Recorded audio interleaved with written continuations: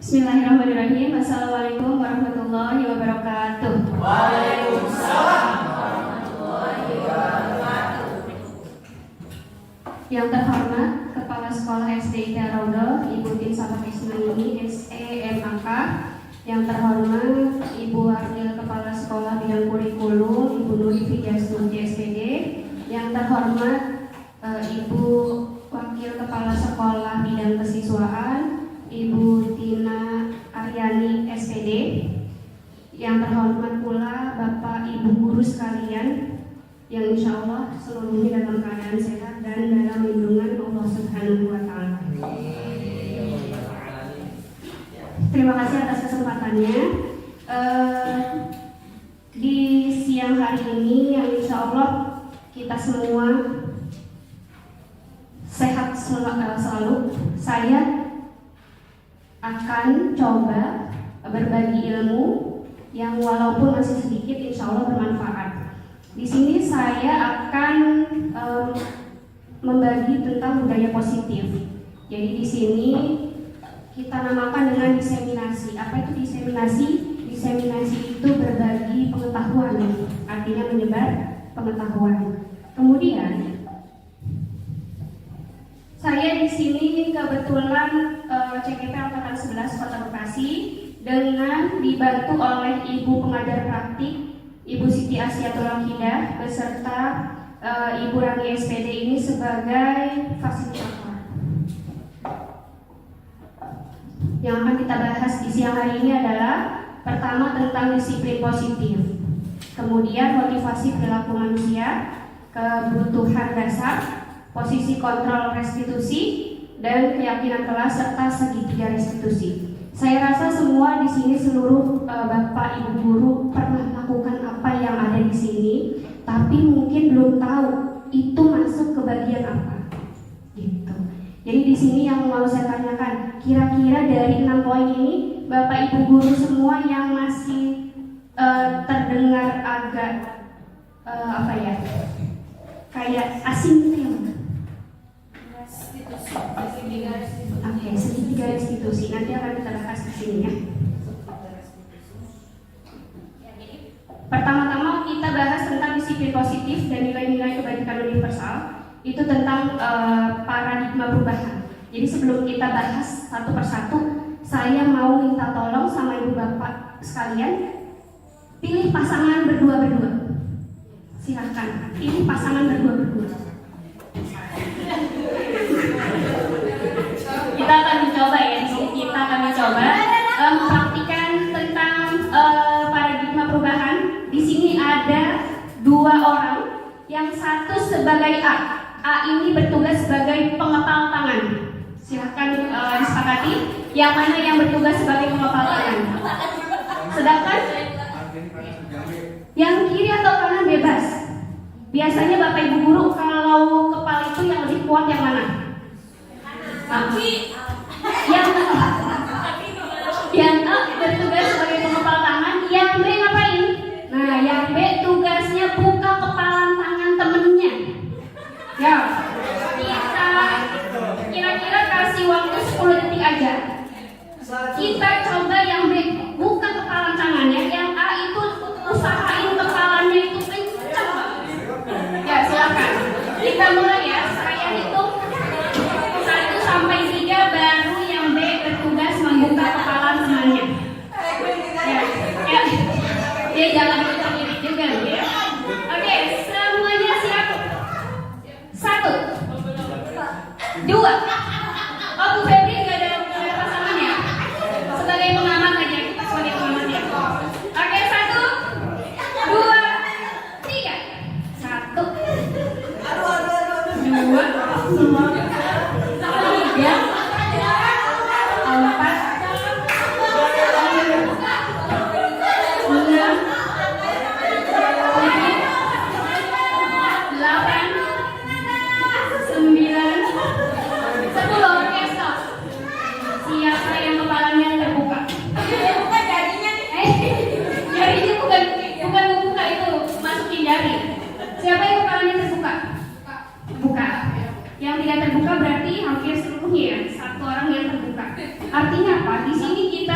tidak hanya melakukan percobaan membuka dan menutup kepala tangan, tapi ada maknanya. Ternyata di sini Anda dan teman Anda akan melakukan kegiatan cobalah buka. Anda adalah A. Tugasnya yang tadi A adalah mengepalkan salah satu tangan. Ya, yang A yang ngepelin tangan tadi ya. Kemudian coba Anda bayangkan bahwa Anda menyimpan sesuatu. Tadi saya tidak ada mengatakan menyimpan sesuatu, tapi ternyata kita si A ini berusaha mati-matian untuk tetap mempertahankan apa yang ada di kepala tadi, gitu ya. Kemudian Anda perlu menjaga benda tersebut sekuat tenaga karena begitu pentingnya untuk kehidupan Anda. Tugas rekan B-nya adalah mencoba dengan segala cara untuk membuka kepala tangan. Ada yang dikelitikin tadi kan, caranya itu ya. Ada yang dibuka satu-satu dipaksa, itu juga cara. Ada juga yang ternyata cuma masukin jari telunjuk gitu ya. Itu juga salah satu cara ya. Kemudian teman Anda boleh membujuk. Sebetulnya dengan kita pura-pura ini tadi itu kita lagi memegang kendali. Si kepala tangan ini adalah pegangan kendali. Si B boleh membujuk. Enggak cuma dikritikin atau apa enggak. Boleh dibujuk, boleh dihardi atau dimarahin. Bukan enggak? Misalnya contohnya itu contoh kasarnya ya. Kemudian boleh dengan cara intimidasi, memarahi, menggoda, mengkritik. Nah, yang mengkritik tadi boleh ya. Bahkan menawari Anda uang agar Anda bersedia membuka kepala tangan. Nah, nyogok bahasa kasarnya. Tapi alhamdulillah di sini tidak ada yang melakukan itu. Lalu disiplin positifnya tentang pertanyaan yang tadi telah kita lakukan. Apa Anda atau B membuka kepala tangan Anda? Tadi ada yang membuka ya. Tadi ada yang sempat terbuka. Terus mengapa? Apa alasan Anda atau B membuka kepala tangan? Kira-kira kenapa Ibu? Alasannya? Yang tadi kepala tangannya membuka siapa? Ya, kira-kira apa Bu? Alasannya Bu? Oh, tangannya basah, itu salah satu alasan ya. Kemudian, apakah Anda atau B menutup kepala tangan Anda sampai waktunya habis, hitungan 10 detik, tetap tertutup? Mengapa? Apa alasan Anda atau B tetap menutup tangan? Alasannya? Biar seru. Biar seru. Itu salah satu alasan. Apa lagi? Mempertahankan. Biar menang. Biar menang. Mempertahankan apa Bu? Keyakinan gitu. Mempertahankan keyakinan, iya. Sebetulnya yang kita bahas kali ini adalah tentang keyakinan. Jadi kita seolah-olah sedang sedang mempertahankan ya, mempertahankan apa yang kita miliki. Bahasa ini seperti itu ya. Kemudian dalam kegiatan ini sesungguhnya siapa yang memegang kendali atau kontrol untuk membuka atau menutup kepala tangan? Si A. Si B dong. Yang memegang kendali itu bukan si A dan B, tapi dirinya sendiri. Berarti keduanya. Keduanya itu punya kendali. Kalau yang lagi kepala tangan ya kendali berada di si pengepal. Kalau yang yang bertugas membuka ya kendalinya yang lagi berusaha membuka, seperti itu. Ini tentang disiplin positif dan nilai-nilai kebijakan universal. Baru pembukaan, masih banyak lagi nanti yang kita bahas. Sekarang pengertian disiplin. Nah, kita kan sering nih dengar kata bikin peraturan apa supaya anak-anak disiplin, gitu kan? Sekarang kita bahas satu-satu di sini. Jadi menurut KBBI, disiplin itu adalah tata tertib, ketaatan atau kepatuhan kepada peraturan, pengusahaan supaya menaati dan mematuhi tata tertib. Itu arti kata disiplin menurut KBBI. Tapi menurut pakar pendidikan menyatakan bahwa arti asli dari kata disiplin berkonotasi dengan disiplin dari dalam diri murid. Ya, jadi disiplin diri dapat membuat seseorang menggali potensinya menuju kepada sebuah tujuan mulia, sesuatu yang dihargai dan bermakna. Dengan kata lain, disiplin diri juga mempelajari bagaimana cara kita mengontrol diri, gitu. Lalu bagaimana menguasai diri untuk memilih tindakan yang mengacu pada nilai-nilai yang kita hargai agar mencapai tujuan.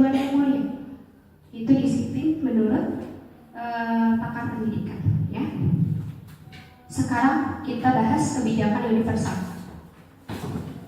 Nilai kebajikan adalah sifat-sifat positif manusia yang merupakan tujuan mulia yang ingin dicapai setiap individu. Jadi nilai kebajikan itu sifat-sifat positif yang ada pada manusia dan tujuannya ingin dicapai setiap individu. Seperti telah dikemukakan oleh Dr. William bahwa setiap perbuatan memiliki suatu tujuan, gitu ya. Ini di sini dan selanjutnya menurut Diana Gosen itu mengemukakan bahwa mengaitkan nilai-nilai kebajikan yang diyakini seseorang, maka motivasi intrinsiknya akan terbangun. Jadi motivasi dalam dirinya sendiri, dalam diri si murid, gitu ya. Ini akan terbangun karena kita fokusnya ke murid, maka disiplin ini kita fokuskan ke murid. Lalu menggerakkan motivasi dari dalam untuk dapat mencapai tujuan mulia yang diinginkan. Nah, salah satu tujuan yang ingin kita capai yaitu setiap anak kenal dengan profil pelajar Pancasila. Siapa yang hafal dimensi profil pelajar Pancasila, Bapak Ibu? Biasanya kita menerapkan ke anak-anak itu dengan lagu ya. Ya, pertama, pelajar Pancasila beriman dan bertakwa pada Tuhan Yang Esa dan berakhlak mulia, berkebinekaan global, gotong royong mandiri, kreatif dan bernalar kritis. Itu tujuan dasar dari pendidikan adalah profil pelajar Pancasila. Ini salah satu kebijakan nilai-nilai kebijakan universal. Selanjutnya ada Diana Gosen ini menyatakan ada 3 motivasi perilaku manusia. Ya, yang pertama untuk menghindari ketidaknyamanan atau hukuman. Jadi tentang motivasi perilaku, menurut Diana Gosen itu pertama menghindari ketidaknyamanan dan hukuman. Ini salah satunya. Kemudian untuk mendapatkan imbalan atau penghargaan dari orang lain. Salah satu yang memotivasi diri selain takut hukuman, biasanya ada juga yang ingin mendapat imbalan. Karena mau mendapat imbalan, saya harus melakukan ini.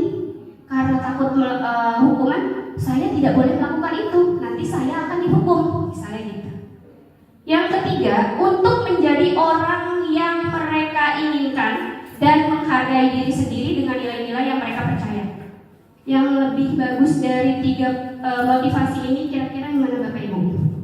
3. Poin ketiga, kalau orang dengan menghindari ketidaknyamanan atau hukuman biasanya dia itu terikat dengan aturan. Artinya saya nggak boleh melakukan ini, saya takut dihukum karena hukumannya akan ini. Itu jadi motivasinya karena dari luar, bukan dari dalam diri sendiri. Begitupun dengan yang poin 2, pengen dapat imbalan. Nah, gitu ya. Nah, sekarang hukuman dan penghargaan. Yang biasa sering kita temui adalah tentang hukuman ya. Tentang hukuman dan penghargaan. Bapak Ibu guru boleh baca. Di sini ada kasus IFA. Kasus IFA ini kita baca dulu, pahami. Kira-kira nanti akan pendapat Bapak Ibu bagaimana tentang kasus IFA ini. Silakan boleh dibaca dulu. Ya, di sini ada IFA kurang menguasai pelajaran matematika sehingga pada saat pelajaran tersebut berlangsung dia lebih banyak berdiam diri atau menggambar di buku pelajarannya. Kenapa dia menggambar? Karena tidak suka sama matematika, kurang suka ya. Pada saat guru matematikanya yaitu Pak Seno menanyakan pertanyaan, IFA menjadi gugup, ya. Dan tak sengaja menjatuhkan tasnya dari kursi gara-gara gugup. Nggak taunya tasnya malah jatuh, gitu ya. Tapi tiba-tiba si IFA ini jadi gagap pada saat berupaya menjawab. Seluruh kelas pun tertawa melihat perilaku IFA yang bicara tergagap dan terkejut tersebut. Pak Seno pada saat itu membiarkan teman-teman IFA menertawakan IFA yang tergagap dan malu luar biasa, dan malahan minta IFA untuk maju ke depan dan berdiri di depan kelas sambil menunjuk hidungnya karena tidak bisa menjawab pertanyaan Pak Seno. Kelas makin gaduh dan anak-anak pun tertawa melihat IFA di depan kelas memegang ujung hidungnya. Ini kasus IFA, ya. Lalu di sini dari kasus tersebut, yang pertama, apakah Anda setuju dengan tindakan Pak Seno terhadap IFA? Setuju tidak, Bapak Ibu? Pasti ada alasannya kenapa tidak setuju. Gitu. Ada yang bisa menanggapi dari apa kasus IFA tadi? Ada yang bisa menanggapi untuk poin 1? Kira-kira siapa? Jadi di sini tidak setuju karena apa? Tidak setujunya itu karena apa? Karena hukuman itu tidak mendidik.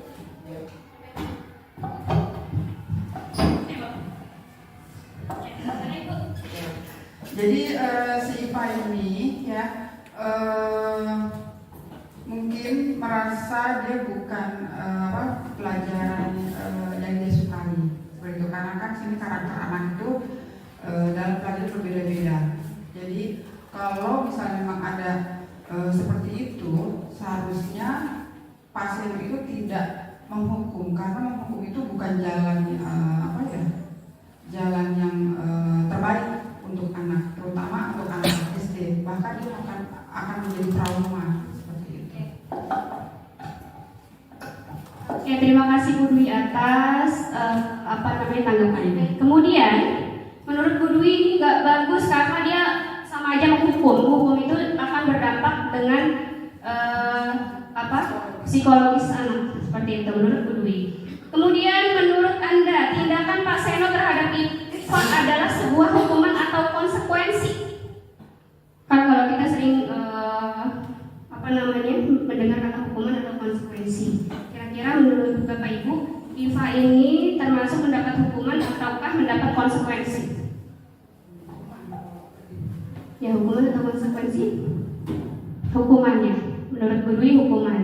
Kalau menurut Pak Iwan bagaimana? Hukuman atau konsekuensi?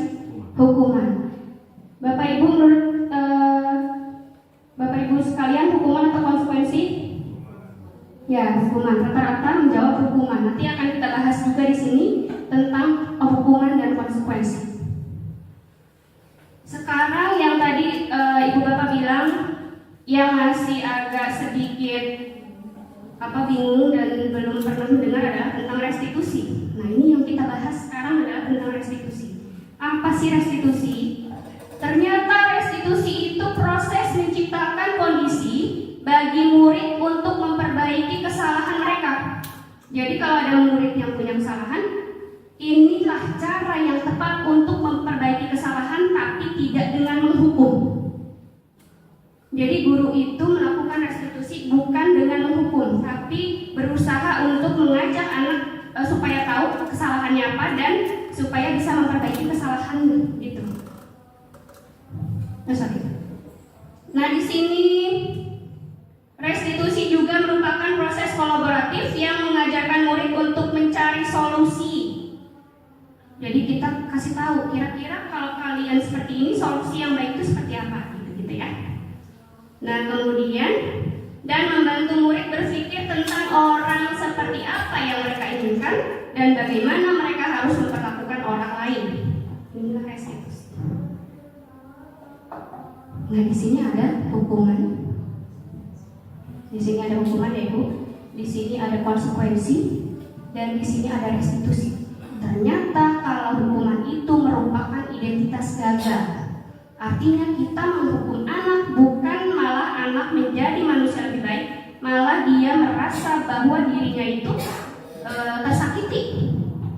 Kemudian identitas suksesnya bisa melakukan konsekuensi, bahkan yang paling baik adalah melakukan restitusi.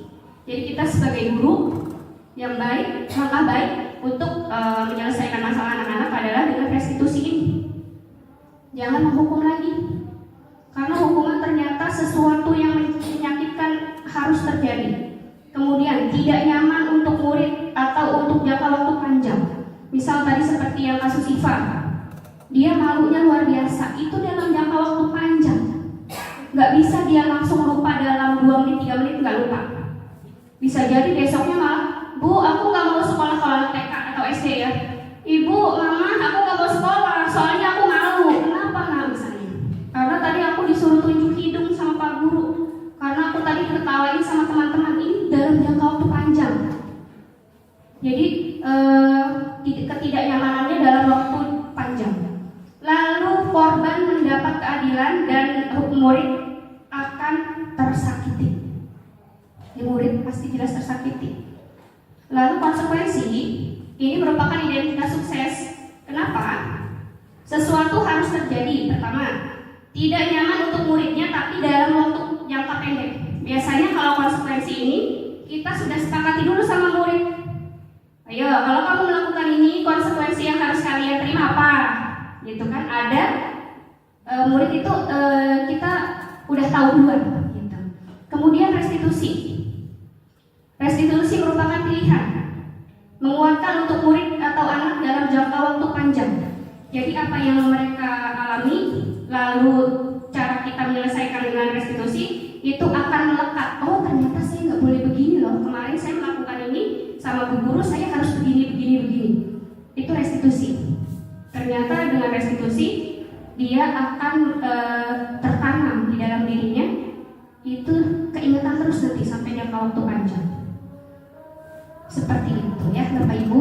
Jadi mulai sekarang boleh kita menghilangkan tentang hukuman, walaupun tidak langsung, mungkin bisa bertahap. Jangan sampai anak-anak itu merasa tidak nyaman sama kita gitu.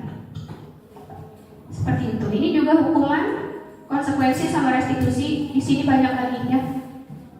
Nah, kalau hukuman dibuat guru nih, di sini dibuat guru. Kalau konsekuensi dibuat guru dan murid, biasanya anak terlibat. Kalau restitusi dibuat oleh murid, gurunya tidak ikut terlibat, tapi murid yang akan menyelesaikan bagaimana kasus ini harus selesai dengan baik, misalnya seperti itu. Ini restitusi. Nah, berdasarkan bagian tersebut, maka kita menyimpulkan bahwa hukuman bersifat tidak terencana atau tiba-tiba. Biasanya kalau ada kasus langsung marah-marah. Itu tidak terencana, langsung tiba-tiba otomatis misalnya bisa dengan perkataan atau misalnya gara-gara kamu begini, kamu harus melakukan ini bla bla bla bla bla. Itu tidak terencana. Gitu ya. Lalu hukuman bersifat satu arah dari pihak guru aja. Gitu. Dan murid hanya menerima suatu hukuman tanpa melalui suatu kesepakatan atau pengarahan dari pihak guru. Itu hukuman. Kemudian hukuman yang diberikan bisa berupa fisik maupun psikis. Itu psikis itu misalnya dari kata-kata. Kalau fisik biasanya harus melakukan apa-apa gitu ya.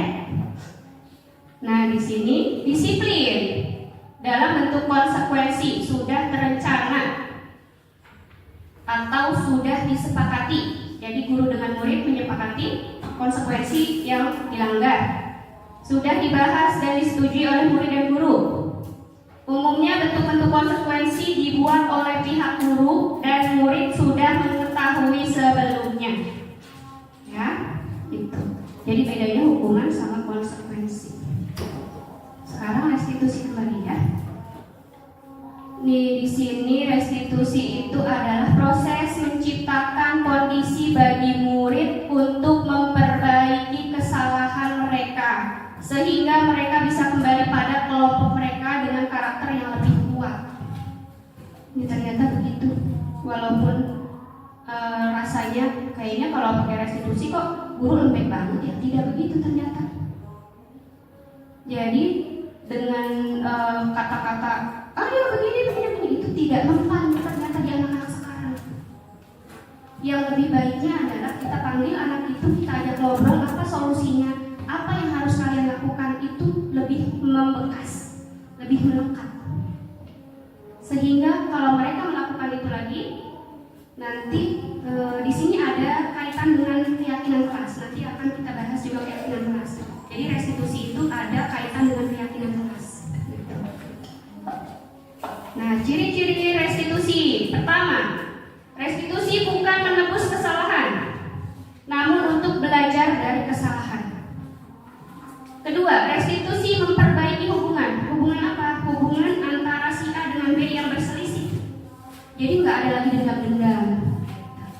Kemudian restitusi adalah tawaran bukan paksaan. Jadi tugas guru adalah nanti hanya membantu menyelesaikan. Kira-kira kalau begini, kamu setuju nggak? Atau kamu bisa melakukan apa ya untuk memperbaiki kesalahan kira-kira? Seperti itu. Jadi merupakan tawaran bukan sebuah paksaan. Kamu harus begini, tidak boleh begini, itu maksa. Gitu. Restitusi menuntun untuk melihat ke dalam diri. Kemudian restitusi mencari kebutuhan dasar yang mendasari tindakan. Restitusi diri adalah cara yang paling baik. Restitusi fokus pada karakter bukan tindakan. Restitusi menguatkan. Kemudian fokus pada solusi. Jadi solusinya seperti apa itu yang kita fokus. Dan mengembalikan murid yang berbuat salah pada kelompoknya. Jadi ya udah habis terjadi perselisihan ya udah akur lagi, main lagi gitu. Nah, ini ada segitiga restitusi. Misalnya bagaimana langkah-langkah melakukan sebuah restitusi. Pertama adalah adanya menstabilkan identitas. Nanti bisa dengan pertanyaan begini Bapak Ibu. Setiap orang pasti pernah melakukan kesalahan. Nah gitu. Kamu kok melakukan itu nak? Misalnya jawabnya gini. Oh gitu. Setiap orang pasti pernah melakukan kesalahan. Ini sedang menstabilkan identitas. Kemudian bisa juga dengan kamu bukan satu-satunya yang pernah melakukan hal ini loh. Bu guru juga pernah melakukan ini, misalnya gitu. Jadi dia merasa tidak hanya dia yang pernah bersalah. Dari menstabilkan identitas kita memvalidasi kebutuhan. Bisa dengan pertanyaan seperti ini. Pertama, kamu tentu punya alasan mengapa melakukan hal itu. Alasannya apa kok kamu seperti itu? Misalnya itu juga bisa. Adakah cara yang lebih efektif untuk mendapatkan apa yang kamu butuhkan? Misalnya, tergantung kasus sih. Terakhir adalah menanyakan keyakinan. Nah ini kita perlu bikin di kelas masing-masing adalah keyakinan kelas. Keyakinan kelas itu dibikin supaya anak tahu apa yang harus mereka lakukan. Karena keyakinan kelas ini mereka yang membuat, bukan guru lagi. Kalau guru yang buat namanya peraturan, bukan keyakinan. Kalau keyakinan kelas mereka yang buat, disepakati sama mereka sendiri. Konsekuensinya nanti akan seperti apa kalau melanggar seperti itu. Ini ya. Contoh penerapan segitiga restitusi ini kemarin saya pernah melakukan. Ada anak kelas saya namanya si Sanung nangis gara-gara bekal makanannya diambil sama Moe dan Bilkis, nggak izin. Jadi Sanung nggak suka. Makanya saya mencoba menerapkan segitiga restitusi. Saya rasa Bapak Ibu guru semua juga di sini pernah melakukan salah satu dari segitiga restitusi tadi, tapi kita nggak tahu ternyata itu merupakan restitusi loh, gitu. Tapi segitiga restitusi ini harus berkesinambungan, jadi nggak cuma 1 atau 2 poin aja. Mungkin kalau Bapak dan Ibu bikin akan lebih bagus lagi ya. Kalau ini saya bikinnya memang ya ala kadarnya ya. Boleh kita dengarkan?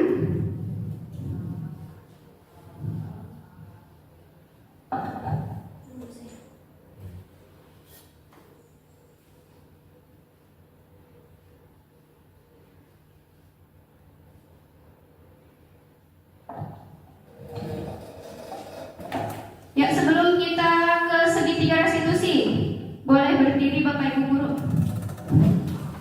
Ya, boleh berdiri, silakan.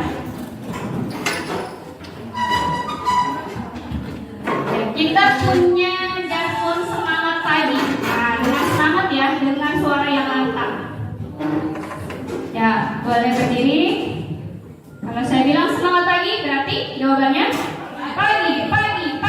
Hia. Dengan gerakan. Oke. Semangat pagi. Pagi. Hia.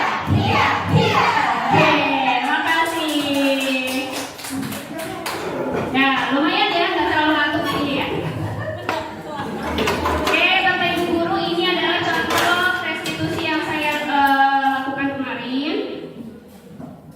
Saya rasa Bapak Ibu guru pasti lebih oke lah dari ini ya. Kira-kira tahapannya apa? Kok hilang lagi? Bagaimana ini? Tadi Bapak. Oh iya. Ya, kita dengarkan ya. Ya. Dengeran ya, Bapak?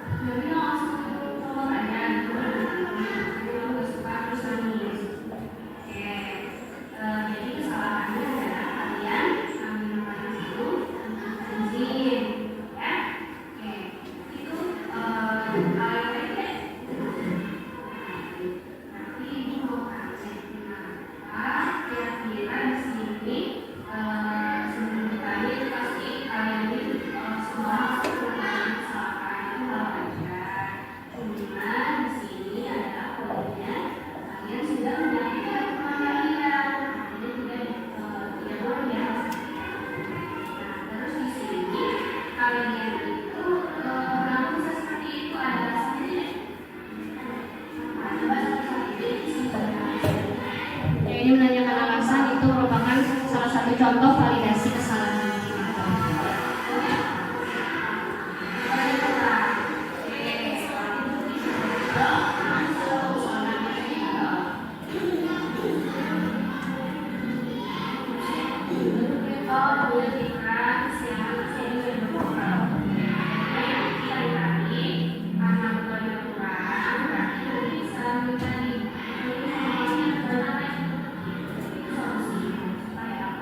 Supaya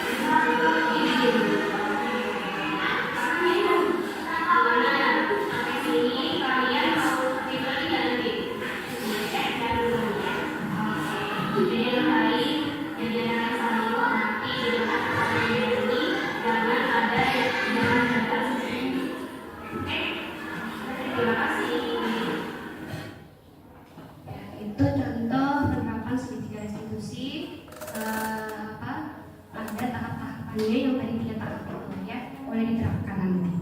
Kemudian ada lagi tentang 5 kebutuhan dasar manusia. Jadi ternyata kita punya 5 kebutuhan dasar Bapak Ibu. Pertama, kebutuhan bertahan hidup, itu pasti. Ya, bagaimana caranya nanti kita bahas. Kemudian tentang penguasaan, kasih sayang, rasa diterima, kebebasan dan kesenangan. Ini merupakan kebutuhan dasar manusia. Jadi kalau misalnya ada yang melanggar salah satu ini, misalnya ada anak yang melakukan kesalahan apa, kita bisa lihat ternyata dia itu misalnya kurang tentang kebutuhan dasar kasih sayang misalnya. Kan kadang anak suka ada yang kayak cari-cari perhatian. Bisa jadi latar belakangnya ternyata bapak dan ibunya itu dia di rumah kerja. Jadi mereka melampiaskan rasa itu di sekolah, sehingga biasanya mereka tuh ada ulah-ulah kecil-kecil seperti itu. Itu ternyata dia butuh kasih sayang. Ada lagi kebebasan. Nah ini dia. Anak kita kan kadang luar biasa banget ya. Gak bisa duduk diam kalau lagi di kelas. Itu termasuk salah satu dasar kebutuhan dasar kebebasan. Tinggal kita sebagai guru bagaimana caranya untuk tetap mengontrol si anak, tapi dengan tidak mengurangi kebutuhan dasar kebebasan tadi seperti itu. Tinggal kita bagaimana caranya itu mengatur strategi aja gitu ya. Ada lagi penguasaan, kesenangan dan bertahan hidup gitu. Di sini ada kebutuhan bertahan hidup. Jadi kebutuhan yang bersifat fisiologi untuk bertahan hidup, misalnya kesehatan, rumah dan makanan, ini udah penting banget. Itu salah satunya. Kemudian kasih sayang, termasuk kebutuhan psikologis, kebutuhan untuk disayangi dan diterima, meliputi kebutuhan akan hubungan dan koneksi sosial. Itu termasuk salah satunya. Kemudian penguasaan ini kebutuhan tentang pengakuan atas kemampuan. Biasanya suka anak-anak cerita, Bu guru kemarin aku menang lomba loh. Nah itu sebetulnya dia sedang mengungkapkan tentang kebutuhan dasar penguasaan. Gitu ya. Bu guru kemarin aku ini aku bikin puisi sendiri. Kayak gitu-gitu, kayak pengen aku lah. Lalu kebebasan, kebutuhan untuk bebas adalah kebutuhan akan kemandirian, kebutuhan akan otonomi, memiliki pilihan dan mampu mengendalikan arah hidup seseorang. Ini salah satu kebebasan. Dan kesenangan, ini kebutuhan untuk mencari kesenangan, bermain dan tertawa. Anak-anak kita tuh kalau udah main ya Masya Allah, kadang di kelas aja main nggak tahu waktu, main bola, main apa di situ gitu. Mereka sedang menunjukkan kebutuhan kesenangan. Gitu. Ini ada perilaku kontrol negatif, yaitu hukuman, pembuat merasa bersalah. Terus perilaku kontrol positif, teman, pemantau, dan kontrol diri itu manajer. Ini ternyata kita butuh tahu tentang cara mengontrol anak-anak. Yang tadi sebagai penghukum, kalau kita melakukan hukuman. Sebagai pembuat merasa bersalah kadang gini. Misalnya bahasanya gini, kalian nggak kasihan apa sama bu guru? Itu otomatis mereka merasa, oh iya ya aku kasihan sama bu guru kalau aku melakukan itu. Itu sedang melakukan kontrol pembuat merasa bersalah. Ada lagi sebagai teman, deketin anak-anaknya sambil kita ngobrol sewajarnya atau selayaknya teman. Gitu. Ada teman tahu sama manajer. Nah ini yang keren tuh kalau kita sudah melakukan kontrol manajer. Kita di situ sedang bisa dengan cara mengajukan pertanyaan. Apa yang kita yakini? Apa kamu meyakini hal tersebut? Kayak gitu-gitu nanti ada pembahasan khususnya. Lanjut. Di sini ada identitas gagal, penghukum, pembuat rasa bersalah. Misalnya murid. Kalau penghukum dampak pada muridnya mengulangi kesalahannya lagi. Makanya anak-anak yang suka diomelin itu kayak udah nggak ngerasa, bahasa kasarnya tambeng ya. Gitu. Bahasa kasar itu kayak bebel. Itu karena sering dihukum. Ternyata hukuman yang selalu kita lakukan itu udah menurut mereka udah gak mempan. Gitu. Terus dampak pembuat merasa bersalah itu rendah diri, merasa gagal dan tidak berharga. Itu juga tidak boleh sering-sering dilakukan. Nanti anak akan merasa rendah diri. Kemudian sebagai teman tergantung. Jadi mereka merasa tergantung. Tidak mandiri. Itu kalau kontrol sebagai teman. Kalau pemantau dampaknya adalah menitik beratkan pada dampak pada diri sendiri mendapatkan hadiah atau mendapatkan hukuman. Nah, yang manajer nih yang keren, mengevaluasi diri bagaimana menjadi diri yang lebih baik. Jadi mereka akan terus dapat mengevaluasi diri gitu. Kita lanjut ya. Keyakinan kelas nih yang tadi saya bahas. Keyakinan kelas itu adalah nilai-nilai kebajikan universal yang disepakati secara tersirat dan tersurat, lepas dari latar belakang suku, negara, bangsa maupun agama. Ini ya. Oke, keyakinan kelas. Nah, bagaimana cara membentuk keyakinan kelas? Yang poin pertama, keyakinan kelas bersifat lebih abstrak daripada peraturan yang lebih rinci dan konkret.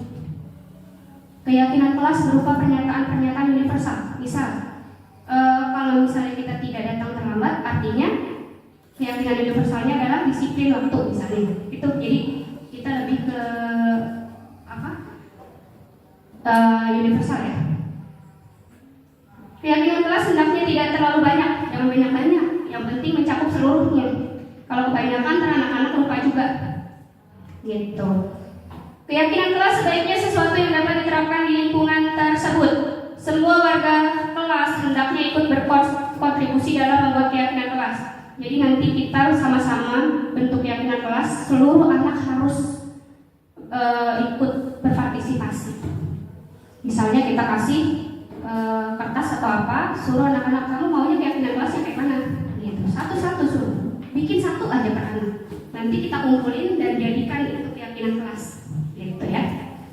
Bersedia meninjau kembali keyakinan kelas dari waktu ke waktu. Jadi keyakinan kelas itu tidak harus dalam 1 tahun misalnya dipakai.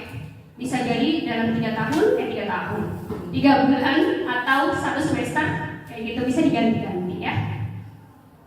Terima kasih Bapak Ibu Guru sudah meluangkan waktunya, walaupun siang-siang panas-panas tapi tetap semangat.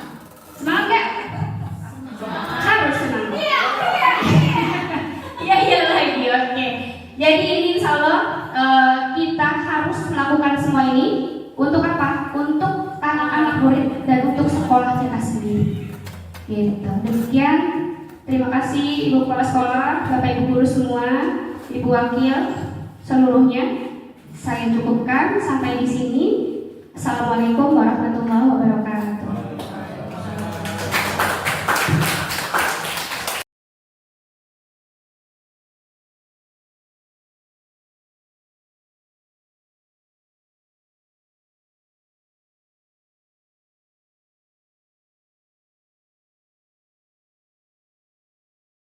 Warahmatullahi wabarakatuh.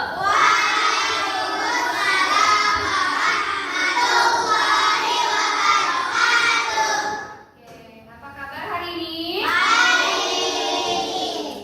Sebelum kita mulai, di sini ada keyakinan kelas. Boleh dilihat di situ ada tulisan keyakinan kelas. Kita mau ngapain sih?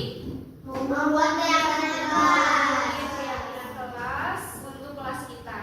Supaya apa? Supaya kelas kita itu makin menjadi kelas yang baik, penuh dengan kegembiraan dan kebahagiaan ya. Sebelum kita mulai, mari sama-sama kita tepuk semangat. Siap? Siap. Oke, tepuk semangat.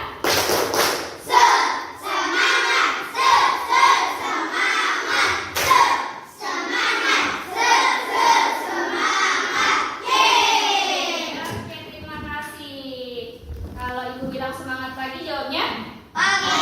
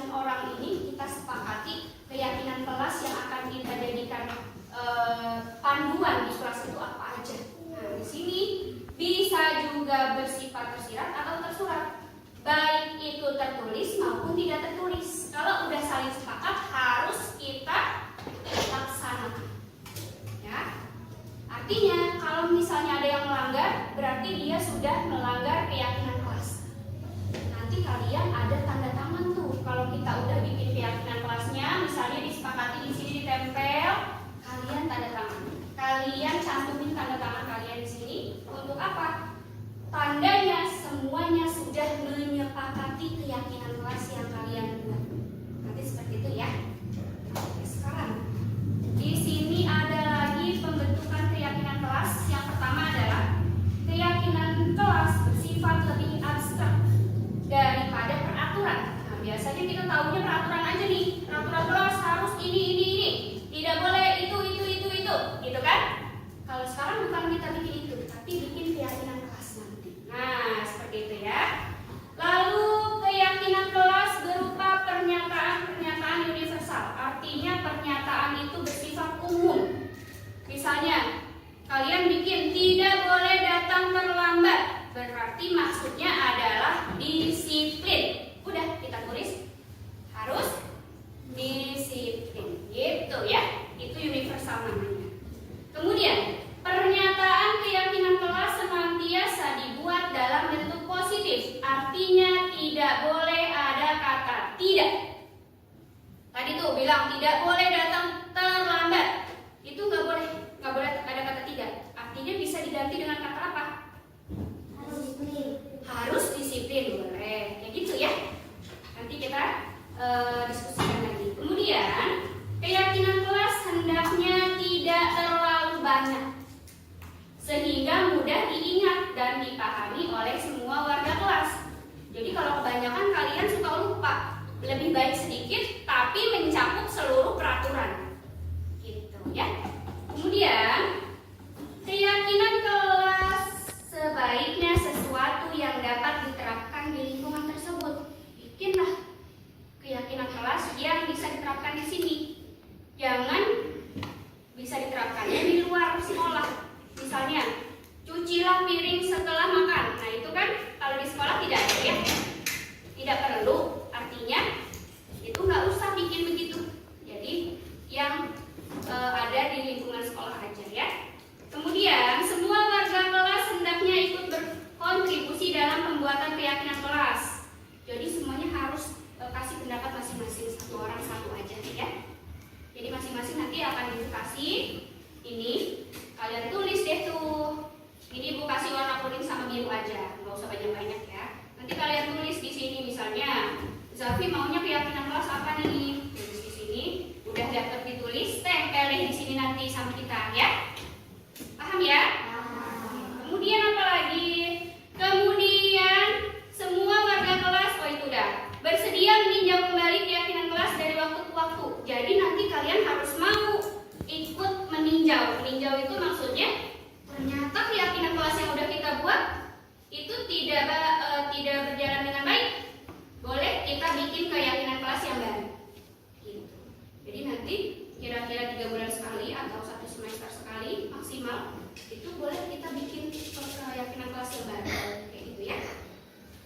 Kemudian di sini nggak ada tambahan. Yang tadi Ibu bilang tidak boleh menggunakan kata tidak dan jangan, karena itu kalimat negatif. Positifnya hilangkan kata tidak dan jangan, diganti kira-kira apa ya kata-kata yang baik-baiknya gitu ya.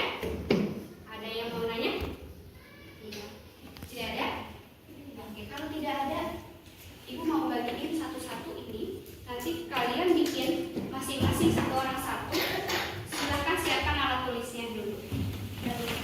Boleh siapin alat tulisnya. Bu bagi satu-satu. Jangan kebalik karena lemnya, yang ada lemnya nanti posisinya di bawah ya. Nanti posisi lemnya buat kita nempel ke sana. Ya? Posisi lemnya di bawah biar bisa nempel ini.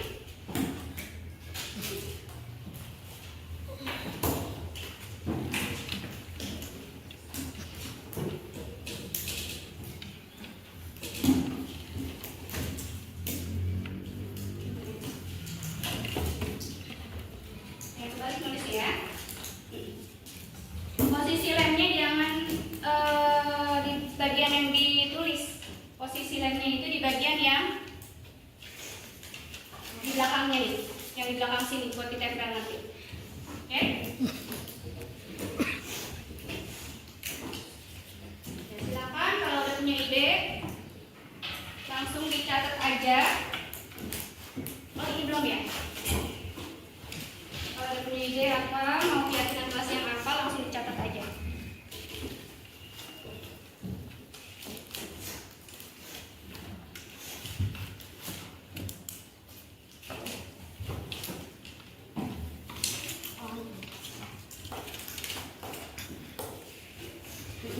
sini.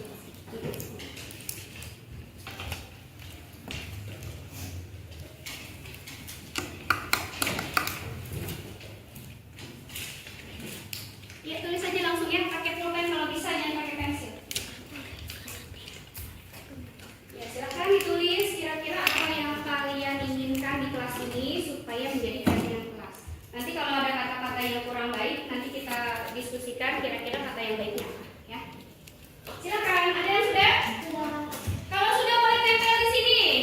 Ini boleh biar warnanya serupa, di sini boleh yang warna biru. Kuning deh, boleh kuning ya. Sebelah sini boleh yang kuning, biar warnanya kelihatan cerah atau bagus. Di sini sebelah kiri boleh yang warna biru. Yuk, kalau udah silakan tempel. Iya, di sini. Di sini boleh kuning deh. Tempel ya. Kamu kembali. Ya, tempel. Oke, silakan tempel bergantian. Nggak mesti berurutan atau nggak mesti itu ya, nggak mesti rata, nggak apa-apa.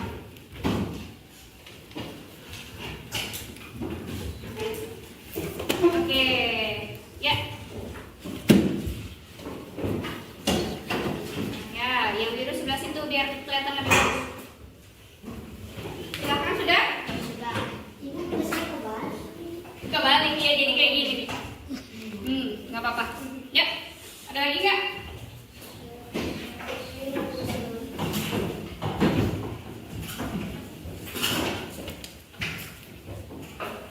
Ya. Oke. Udah? Udah semua belum nih? Belum. Ayo dipikirkan. Ini udah, ini semua. Ya, kira-kira apa lagi? Oh, kebalik nulisnya ya? Oh, enggak apa ini. Ya, ada lagi? Ya. Oke.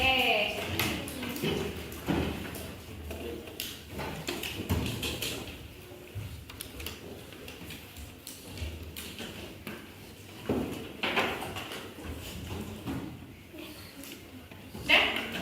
Belum? Yang belum berapa lagi? 1, 2, 3, 4, 5, 6, 7, 8, 9, 10, 11, 12, 13, 14, 15. Baru 15.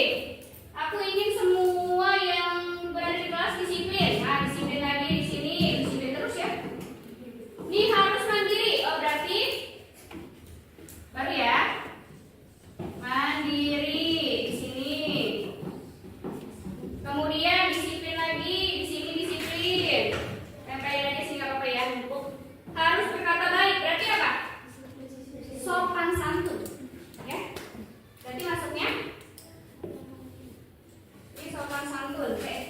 Ya tuh. Ini sini ya, sopan santun. Ini boleh di sini. Ya, ada boleh. Kemudian saling menghargai satu sama lain. Berarti menghormati juga ya. Ih. Kemudian harus disiplin lagi. Kemudian kalau berteman dengan siapa saja, ini maksudnya ke apa? Saling menghormati.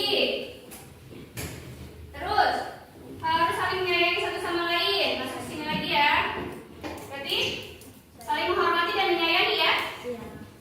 Dan menyayangi, gabung aja. Nah, kemudian semua harus berteman. Berarti di sini harus disiplin lagi. Jangan mengejek nama orang tua. Nah, ini masuk mana nih? Nih, menghormati. Lalu disiplin lagi. Banyak banget yang disiplin ya.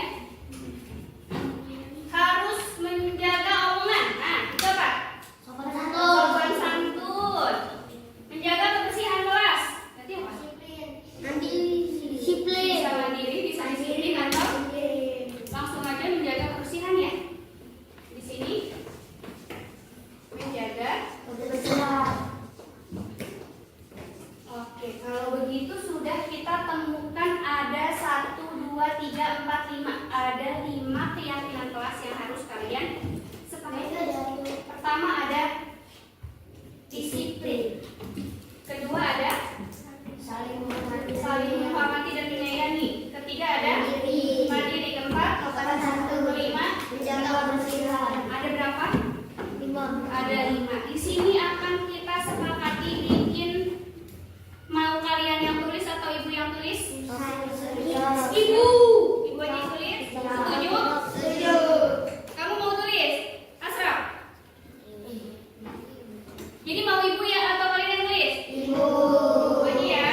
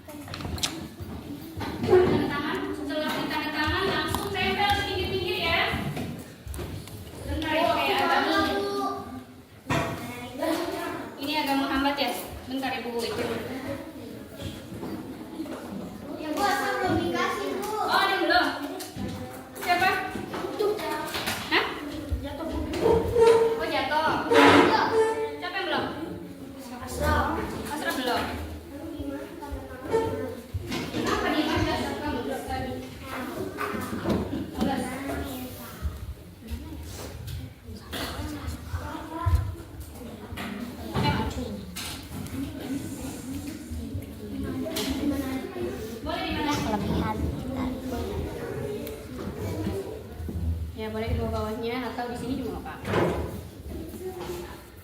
Nah masih kosong nih, boleh di sini.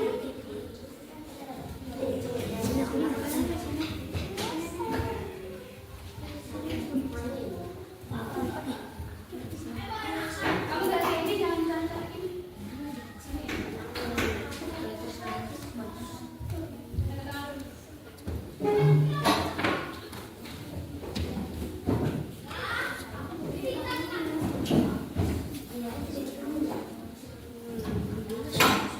Boleh di sini nggak apa-apa.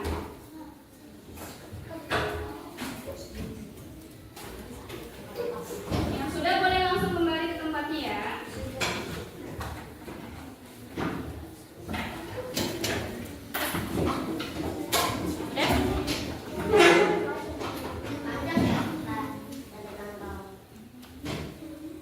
Udah semua belum?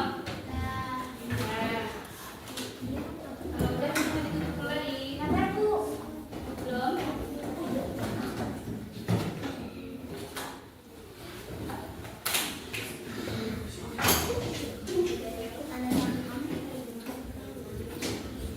Udah? Oke. Oke. Udah? Udah semua nih? Udah ya? Oke, kalau gitu kesimpulannya setelah kita membuat keyakinan kelas yang harus kalian tetap laksanakan yaitu pertama adalah disiplin ini banyak, mau dari waktu, dari mengerjakan tugas, dari mengerjakan setiap kegiatan, itu disiplin. Kemudian harus mandiri. Ngapa-ngapain itu harus sendiri. Ya. Jadi itu namanya mandiri. Kemudian saling menghormati dan menyayangi. Salah satunya nggak boleh membuli, tidak boleh ngata-ngatain nama orang tua, tidak boleh berkata kasar, gitu ya. Tidak boleh menyebabkan perselisihan dan permusuhan. Ini saling menghormati dan menyayangi. Kemudian sopan santun, bicara yang sopan, bicara yang baik.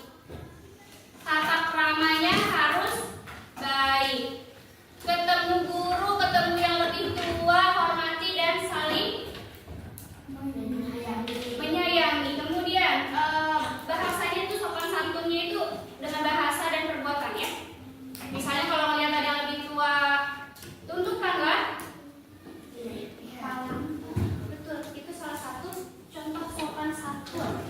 Kemudian menjaga kebersihan nih. Kalau lihat di barusan ibu ambil, kalau lihat sampah ada berserakan boleh diambil, dibuangnya di mana? Di tong sampah. Kalau ada yang jadwal piket, melihat ada yang kotor-kotor langsung dibersihkan. Bu, saya nggak piket, saya nggak menyapu. Itu kebersihan itu bukan lagi hanya petugas piket aja yang bertanggung jawab, tapi kalian sendiri, kalianlah yang sudah membuat keyakinan kelas. Salah satunya menjaga kebersihan, ya. Jadi ada berapa keyakinan kelas kita?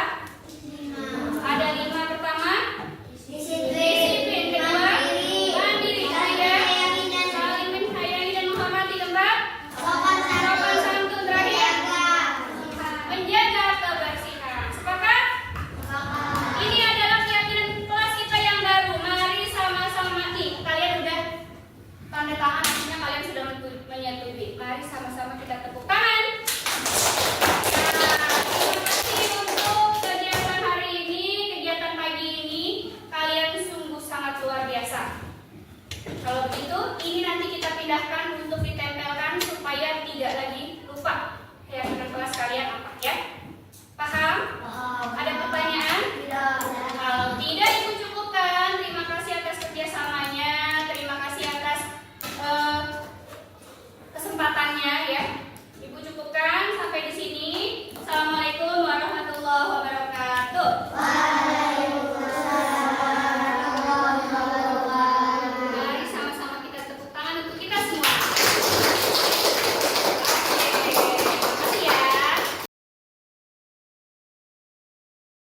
Alhamdulillah tadi setelah Bu Lia kasih paparannya tentang disiplin positif, kita jadi tahu bagaimana cara menangani anak ya, kasus anak agar anak itu lebih terarah, tidak dihukum, bahkan diberikan solusi. Itu aja sih Bu Lia.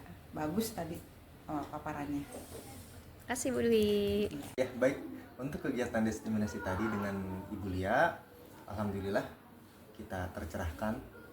Walaupun memang sebenarnya kita sudah tahu, namun tadi ada hal yang menarik yang sangat bisa digunakan nanti di kelas adalah perihal restitusi. Ternyata kita sudah melakukan, tapi kadang tahapan-tahapannya belum benar, atau tadi ada insight-insight positif yang membuat kita lebih mudah untuk ketika ada masalah di kelas, ketika anak-anak ada masalah, kita bisa menyelesaikannya dengan baik dan benar. Oke, itu aja. Oke, makasih Pak. Dari pemaparan Bu Lia tadi, kita tahu bahwa tidak semua murid-murid yang melakukan kesalahan harus dengan hukuman, tapi ada cara lain bagaimana menyelesaikan sebuah masalah dalam kelas. Keren Bu Lia. Makasih. Ya, terima kasih Bu Lia. Mengenai tadi budaya positif, paparan yang mengenai konsekuensi, hukuman dan restitusi, itu lebih baik anak lebih baik guru menggunakan restitusi, karena kalau hukuman anak menjadi jadi punya dendam gitu ya sama gurunya. Kalau misalnya restitusi itu anak bisa tahu kesalahan dirinya mereka sendiri gitu ya. Bagus sekali Bu Lia, terima kasih. Sama-sama.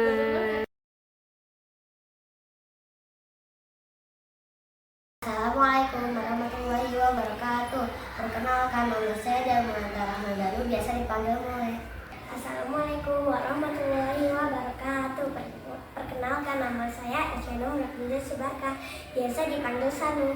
Assalamualaikum warahmatullahi wabarakatuh. Perkenalkan, nama saya Najla Fikri Sumaira Putri Gunadi, biasa dipanggil Iki Satu Najla. Assalamualaikum warahmatullahi wabarakatuh. Nama saya Alesha Lum Azahra. Nama panggilan saya Alesha. Perasaan saya setelah membuat keyakinan kelas bersama-sama adalah senang. Perasaan saya happy. Perasaan saya senang. Sangat senang sekali. Penting agar tidak ada permusuhan di kelas. Penting agar lebih disiplin. Sangat penting agar tidak ada perselisihan, agar pertengkarannya antar kelas. Penting agar tidak ada